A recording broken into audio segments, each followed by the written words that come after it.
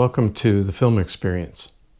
So we're going to be talking about this camera today, a Kodak 3A from roughly about 1909. And we're very fortunate to have it because a few months ago I received a message from some folks who were going through their attic and they came across this old camera. They didn't know what to do with it. It didn't look like this. It was in pretty rough shape. And they thought maybe it's best to just go to the dump. But fortunately, they decided to do some checking online, trying to find out, is there anybody that might actually be interested in this? And they found a news story and eventually led to me. They sent me a message, and here's the camera today. So when the camera arrived, the leather case was beyond filthy. Actually had green mildew growing on it. The bellows was almost black and was crusty, tended to creak when it moved. The shutter was non-functional. The lens was pretty much fully obscured, and the viewfinder was a figment of imagination. You couldn't see anything through it at all. So I looked at it and I thought, is there anything I can do with it? Well, I've always believed that old cameras deserve a second chance at life to see if they can be resurrected. So I decided to see if I could save this one. So today I want to take you through the journey of what it took to restore this camera. And then we're going to actually take it off to a favorite location of mine to put some film through it and see if it actually works. But before we do that, I want to talk a little bit about the history of this camera. So the Kodak 3A was introduced about 1903, and they continued in production till the early 1910s. So with this one, I say it's 1909. That's a guess. The plate in the back of the camera that I'll show on screen here actually shows the most recent patent date as being 1909. So I'm calling it a 1909 for argument's sake. Now, it was a bit of an unusual camera in that it was designed to shoot postcards. So you can see by the physical size of the camera, it's quite large. And it actually shot negatives that were the size of a postcard. In fact, Kodak even sold photographic paper that was light sensitive on the emulsion side, but on the back side it was pre-printed as a postcard. And the idea was you could shoot this camera, produce negatives, and then use those negatives to contact print postcards, meaning no enlarger was required, and in fact could entirely be done in the field. It's a very simple camera to use, and it was designed for people on vacations, people going out on business trips, and even went on a few scientific expeditions. One in particular that comes to mind was the Scott Amundsen expeditions to the South Pole. Used a camera very similar to this. So it was a camera for ordinary people, not photographers, for ordinary people that wanted to be able to shoot extraordinary photographs. So when the camera arrived, as I said, it didn't look like this, far from it. In fact, the aperture blades were stuck. The shutter was extremely sluggish, if it worked at all. The bellows was very stiff, and the body needed some serious cleaning. So the first thing I had to do was basically take it apart. But before I did that, the one thing I wanted to check was the bellows. And despite all the dirt, I couldn't see any rips, tears, or pinholes at all. So I brought it into the darkroom, put a light source inside, closed up the camera, and to my surprise, this bellows was light tight. That was my first glimpse that this camera could actually be saved. So once I knew the bellows was in good shape, I dismantled the shutter system, the lens, got rid of all the old oil that has long since turned to glue and relubricated it. And I spent a lot of time on the bellows working with saddle soap and leather conditioner to restore it to the condition it's in. Today, it's everything is in beautiful shape. The bellows is gorgeous, nice burgundy leather, and the brass has all been restored.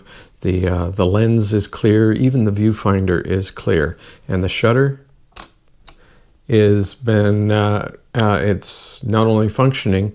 I put it on a tester to test the shutter speed, and it's exactly 1/25th of a second, which is exactly what this camera was originally intended to shoot. So the camera is ready to go, with one additional problem. That problem being film. So the Kodak 3A was designed to shoot format 122 film.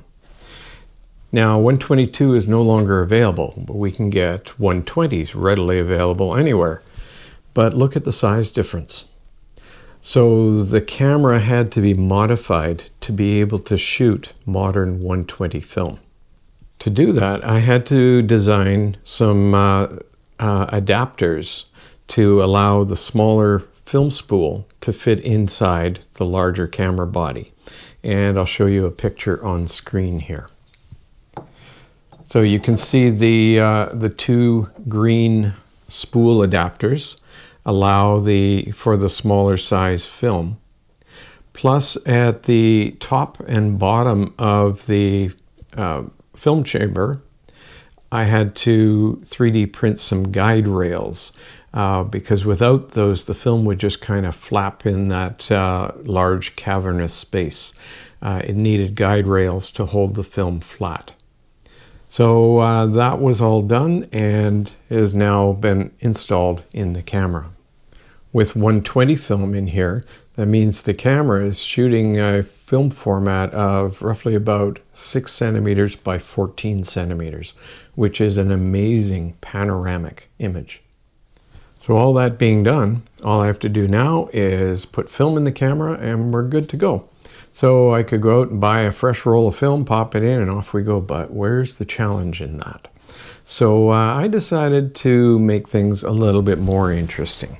And what I loaded into the camera is Ilford Pan F. And you go, but what's the big deal? Ilford Pan F is readily available today. It is, but this particular roll of Ilford Pan F expired in 1985. And it hasn't been refrigerated for a good portion of that time. Will it work? I don't know. Maybe when we put this in the camera and we go off and shoot it, might we come up with some gorgeous images? We might. Might we come up with an absolute disaster? We definitely might. We will have to wait and see what happens. Now, because this film is expired, Pan F is normally 50 ISO film. Beautiful film for landscapes because it's very fine grain. And in this case, because it's so old, I'm actually rating it as 20 ISO. And I'm also going to make some changes in the darkroom, do some special processing to try and give the film an extra bit of support to bring out those images. So let's get the camera loaded.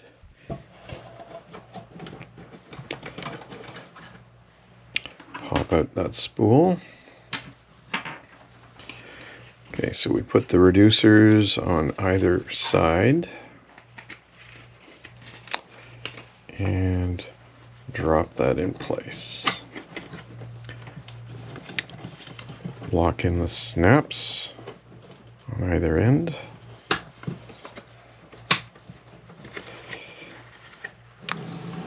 And now we'll bring the backing paper across and tuck it into the take-up spool. That's a lot of backing paper. Hope I don't expose the film in the process. Okay, we'll just tuck that in and start it turning. And I've been testing this, so I want the start mark to come right to here. Close that up. And now we're going to wind the film 9 times. 1, 2, 3, 4, 5, 6, 7, 8, 9. That should put us at frame 1. And I've made a notation here that it's going to be 5 of these turns, basically a half turn. 5 of those per frame. Okay, so the camera is loaded up. And let's put it in the bag, and we're going to head off to one of my favorite locations for landscape photography.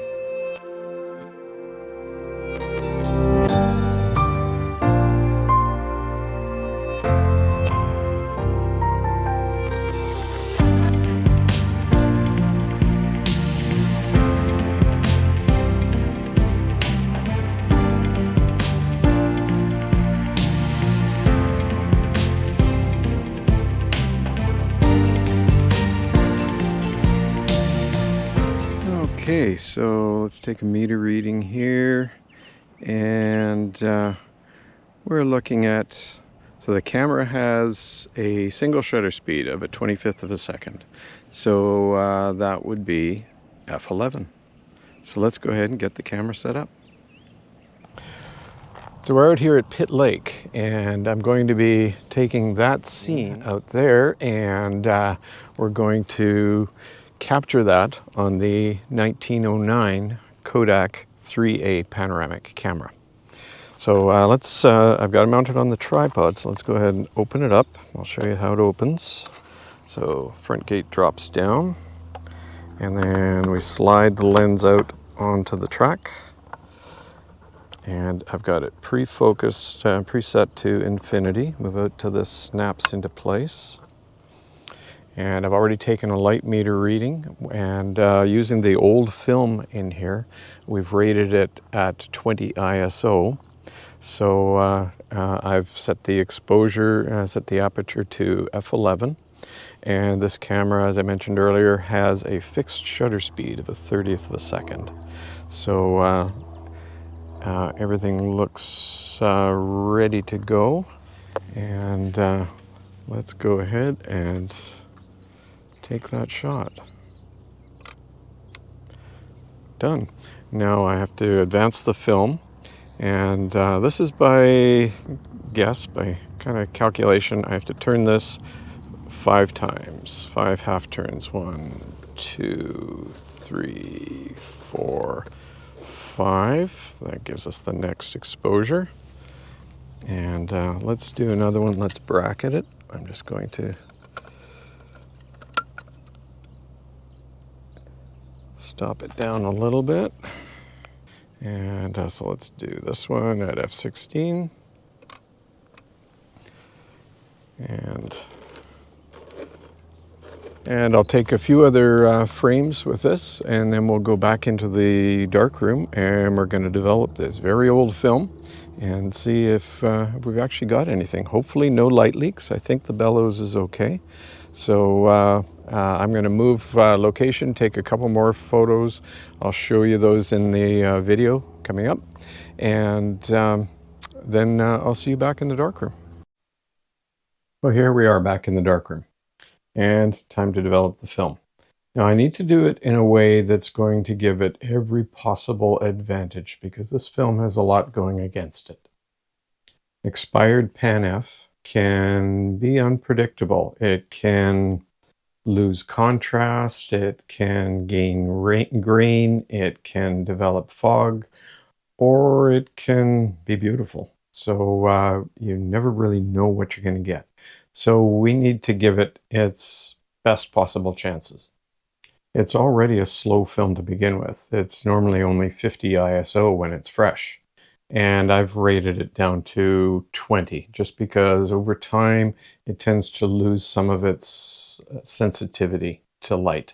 So I've decreased the ISO. Because there's so many unknowns with this film, I've decided to use a process called semi-stand development to give me a bit of an edge on trying to get the images off the film. So with semi-stand development, we use a developer called Rodinal, and I'll be mixing it at a fairly dilute concentration, 1 to 100. So 1 milliliter of developer for every 100 milliliters of water. Then during development, we give it just a brief agitation at the beginning and basically let it stand, let it sit, and ignore it for about half an hour. At about the half-hour mark, I'll come back, I'll agitate it again, briefly, and then give it another half hour to sit.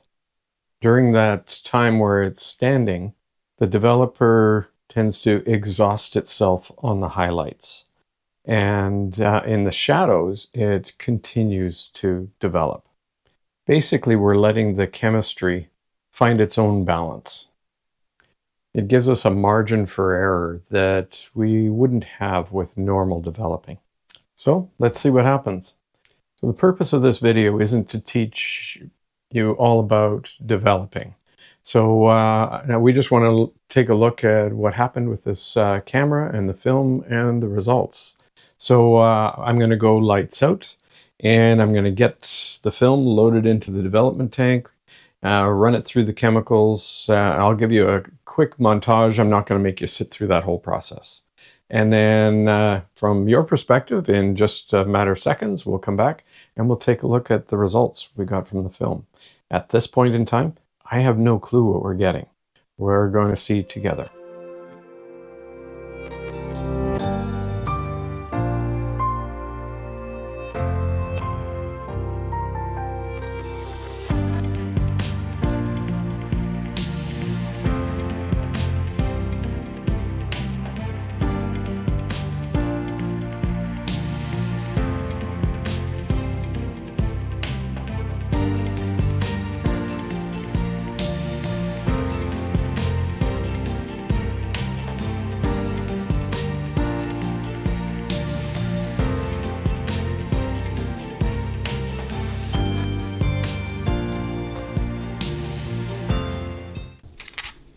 So have a look at the size of these negatives.